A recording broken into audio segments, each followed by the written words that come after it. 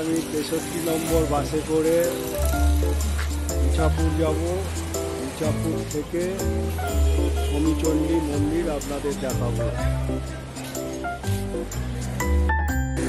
এই হলো 63 নম্বর বাস। এই বাসে করে হাওড়া ইছাপুরে নামবো। এখান থেকে ইছাপুরে নেবে, ওখান থেকে শমীচণ্ডী মন্দির। এই হলো শিয়ালডাঙ্গা। এইখান দিয়ে এই রোড দিয়ে হেঁটে আপনাকে যেতে হবে কামারডাঙ্গা। ওইখানে পড়বে হচ্ছে শমীচণ্ডী মন্দির।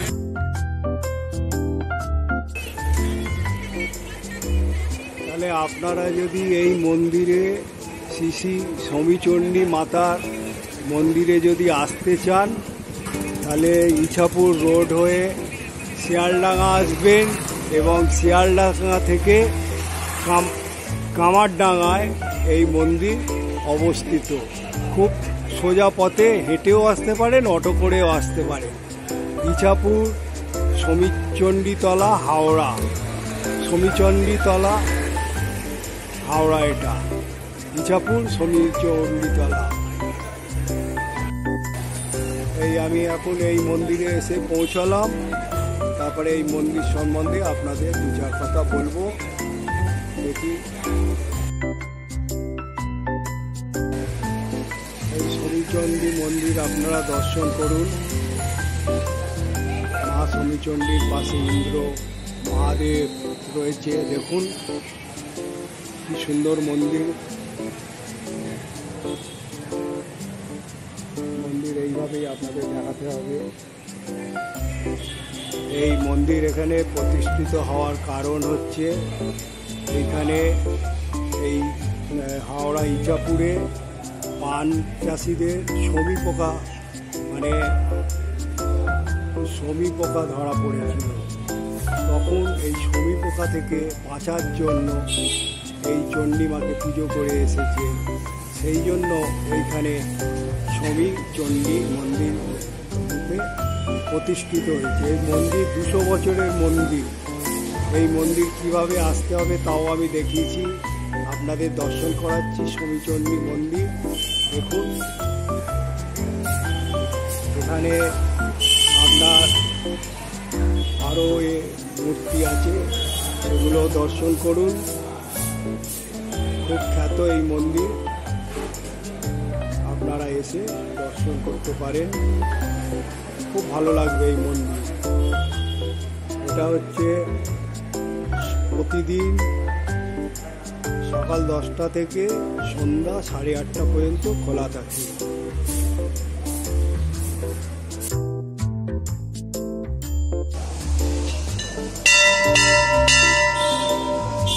আপনাদের শমীচণ্ডী মাতাকে দর্শন করাচ্ছি। দেখুন, যেরকম রামরাজাতলায় রামের পুজো হয়, সেই রকম এখানেও শমীচণ্ডী এই 4 মাস ধরে পূজিত হয়। তা আপনারা এখানে আসবেন কিভাবে আমি মোটামুটি দেখিয়ে দিয়েছি। আমার ছবি তুলতে অসুবিধা হচ্ছে, এখানে ব্রাহ্মণ মশাই পুজো করে চলে গেছে, তাই আমি ঠিক মতন ছবি যতটুকু পাচ্ছি নিয়ে আপনাদের দেখাচ্ছি। এই মন্দিরে খুব সুন্দর মন্দির। এখানে এই মন্দিরে এসে আপনারা আসবেন, দর্শন করবেন। খুবই ভালো মন্দির। তা আমি দর্শকদের অনুরোধ করব, এই মন্দিরের প্রতিমা দেখুন। পুরো মা চণ্ডীর কত রূপ, মানে বলার মতন নয়। মা চণ্ডীর অনেক রূপ, কখনো চণ্ডী রূপে করেছে, কখনো কালী রূপে, কালীরই সব রূপ। তা আমি চাইব আপনারা আসবেন, এই মন্দিরে এসে দর্শন করবেন। আবার ইন্দ্র দেবতাও রয়েছে, প্রত্যেকটা দেবতা এখানে রয়েছে। এই যেরকম রামরাজাতলায় আপনারা এসে রামরাজাতলায় যেরকম এসে রাম মন্দিরের পুরো যেরকম পান, সেরকম এই হাওড়া ইছাপুরে কামারডাঙ্গা এসে আপনারা এই সমীচণ্ডী মন্দিরও পাবেন। ওই যেদিনে রাম মন্দিরের উদ্বোধন মানে পুজো শুরু হয়, সেদিন থেকেই এই সমীচণ্ডী মন্দির পুজো শুরু হয়। আর এই সমীচণ্ডী মন্দিরও 4 মাস এই দেবতা থাকে। শ্রাবণ মাসে শেষ দিনে, শেষ রোববারে বিসর্জন হয়। প্রথমে এই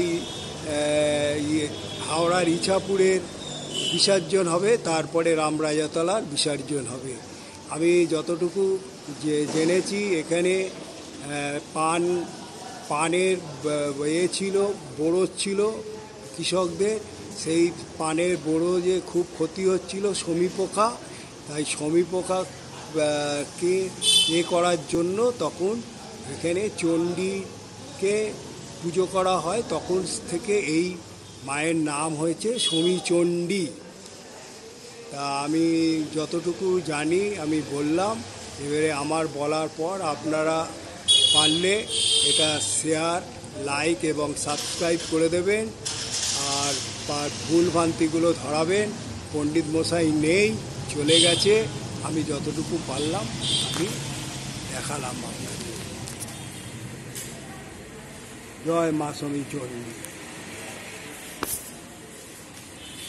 এবারে আমি মন্দিরের নাট মন্দিরটা দেখাচ্ছি আপনার। কত সুন্দর দেখুন নাট মন্দির, কত বড় এই নাট মন্দিরে বসে এখানে পুজো দেওয়ার ব্যবস্থা রয়েছে।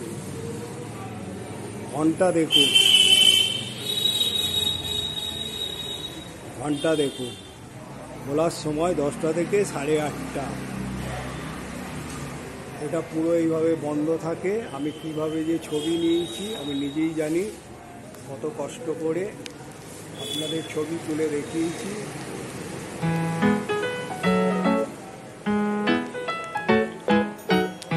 দর্শন করুন মা সমীচণ্ডীকে। উপরে আরো কত দেব দেবতা আছে, লক্ষ্মী আছে, সরস্বতী আছে, প্রত্যেক দেব দেবিকাকে নিয়ে পুরো মন্দিরটা লক্ষ্য করুন আপনারা।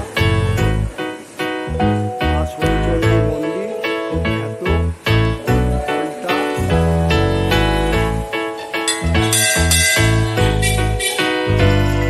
যতটুকু পাচ্ছি আপনাদের দেখাচ্ছি।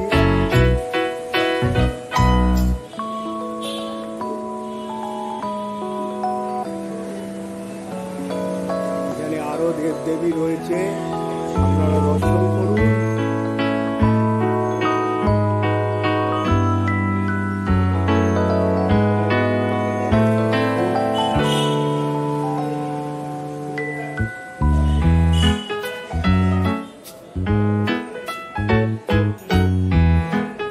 সুন্দর মন্দির, আপনারা পারলে এই মন্দিরে আসবেন,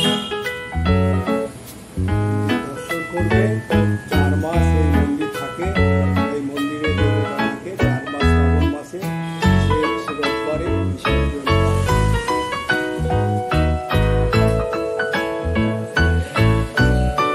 হচ্ছে এখানে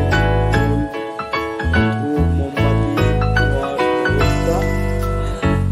আমি যতটুকু পারলাম আপনাদের দেখাচ্ছি।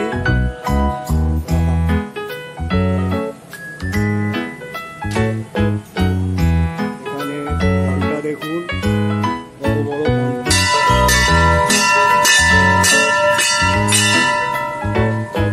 মা সমীচণ্ডীর নাম নেবেন, এরও চণ্ডীরই একটা রূপ। খুব ভালো লাগবে আপনারা। আমি আশা করব এই মন্দিরে এসে মা সমীচণ্ডী দর্শন করবেন। মা সমীচণ্ডীকে দর্শন করবেন। আমি চাই এই মা সমীচণ্ডীকে এসে পুজো দেবেন। আপনাদের কোনো মনস্কামনা থাকলে এখানে এসে পুজো দিয়ে আপনাদের মনস্কামনা পূর্ণ করতে পারেন। জয় মা সমীচণ্ডী।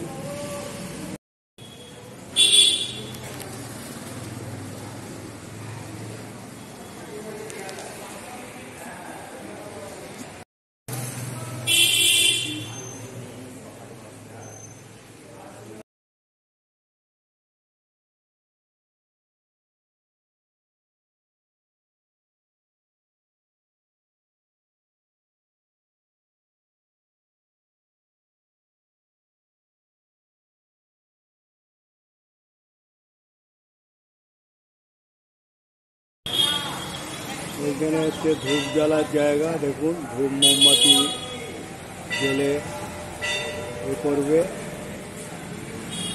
আর এই নাট মন্দিরটা দেখুন, নাট মন্দিরের ওপরে বাজার আছে। আর মন্দির মোটামুটি বন্ধ হয়ে গেছে, আমি তাও ছবি তুললাম। ঠিক ওই শিয়ালডাঙ্গা থেকে সোজা এই রোড থেকে এসে কামারডাঙ্গায় এইখানে হচ্ছে এই মন্দির অবস্থিত, একদম রোডের ওপরেই।